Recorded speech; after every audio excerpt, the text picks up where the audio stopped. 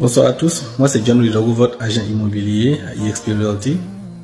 Aujourd'hui, nous allons juste ouvrir une page rapide, une brèche par rapport au processus de vente d'une maison. Dans le passé, nous avons parlé du processus d'achat. Maintenant, le processus de vente, comment ça se passe? Une fois que le propriétaire d'une maison manifeste le besoin de vendre sa maison et rentre en contact avec un agent immobilier, les deux se donnent rendez-vous pour que l'agent immobilier vienne faire un tour de la propriété afin d'avoir une idée approximative, une idée réelle de la condition de la maison. L'intérêt d'une telle visite de la maison avant que la maison parte sur le marché, parce que l'agent pourrait déterminer quelle est la condition actuelle de la maison. Y a-t-il eu des améliorations par rapport aux informations publiques qu'il y a dans le système de la municipalité, ou bien la maison s'était dégradée par rapport aux informations antérieures que nous avions. Tous ces éléments maintenant vont aider l'agent à pouvoir faire un travail d'analyse, et cette analyse va se baser sur la condition réelle de la maison, sujet à vendre, et les comparables, c'est-à-dire les maisons similaires dans la zone qui a été vendue dans les derniers mois.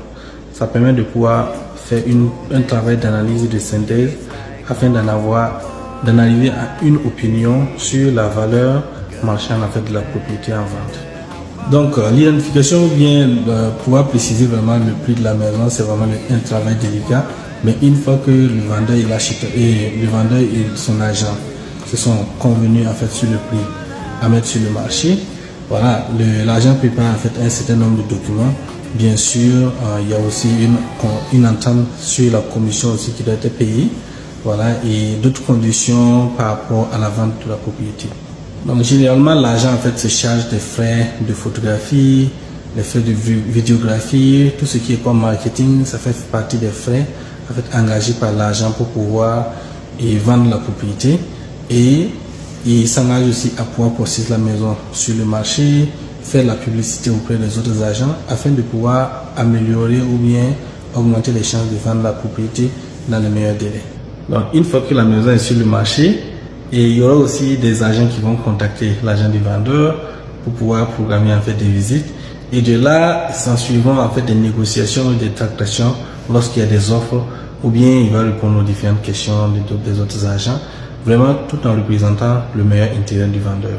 Donc le processus de vente peut suivre vraiment son cours. Ça peut aller jusqu'à 30 jours à partir du moment où le vendeur a accepté une offre.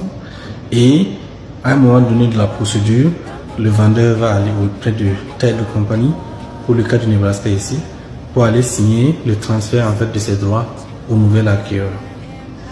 Donc une fois que le transfert des droits au nouvel acquéreur est fait, l'acheteur au niveau de sa banque aussi va poursuivre son processus jusqu'à ce qu'il soit approuvé, et bon, le closing se fait, et c'est le tel de compagnie qui va se charger de transférer les fonds qui sont dus au vendeur dans le compte du vendeur.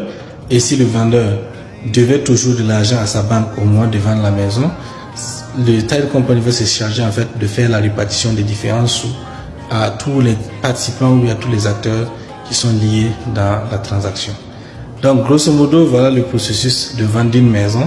Voilà, maintenant si vous voulez plus de détails, vous pouvez me contacter au 402 319 62 87. Merci.